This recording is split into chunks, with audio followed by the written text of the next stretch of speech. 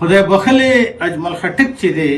د پښتونخوا په لر او بر کې په چې کوم د پسمانده طبقې نماینده لیډر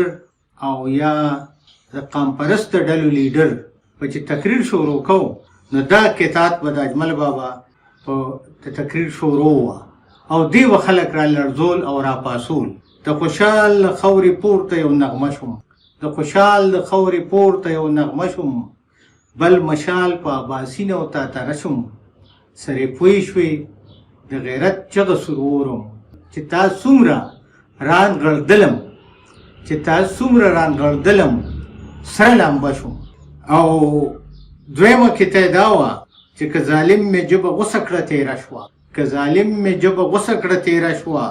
توره څومره چې تېره شوه لا خوږه شوه اوس که نر وي نو غوږونه دې خپل پرې کړي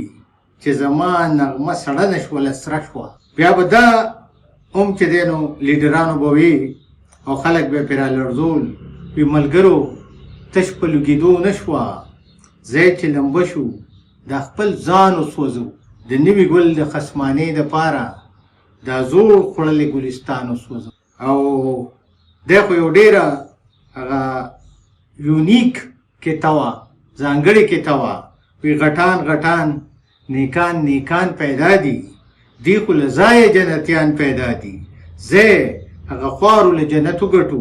څوک چې د موره دوزخیان پیدا دي ډېر ښه ډاکټر صاحب ډېر ښه ټینګ نشم وته اجمل بابا یو ډېره مشهوره کیسه ده چې نشام د استبداد لري په سر کې ما ته یو دی که مغول دی که افغان چې زما د کور ازغي ته کاږه ګوري وایم اور شوې د هغه په ګلستان دا کیسه یې لیکلې ده دعا وی څو به غواړم چې دا راکړه یا داره څو به غواړم چې دا راکړه یا داره زه هېڅ نه غواړم یو ښکلی اشناره چې د یار د یو خندانه یې قربان کم پاکه خدای دا څلور کونجه دنیا را ای زما د انغري سوړه لوګیه ای زما د انغري سوړه لوګیه خدای د پاره ته مې مه راځه پنجرې ته دا د زړه ګوټی مې مړاوې چېرته نشي ډېرې پېښې لا پرتې دي مخکې دې ته تش په لوګېدو نه شوه ځای چې لمبه شو دا خپل ځان وسېزو د نوي ګل د خسمانۍ دپاره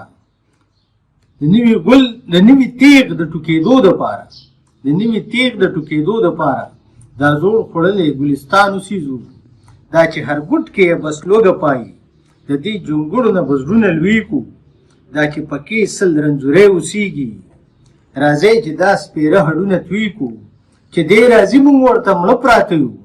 چې دی راځي مونږ ورته خوار پراته یو چې دی راځي مونږ ورته خوار پراته یو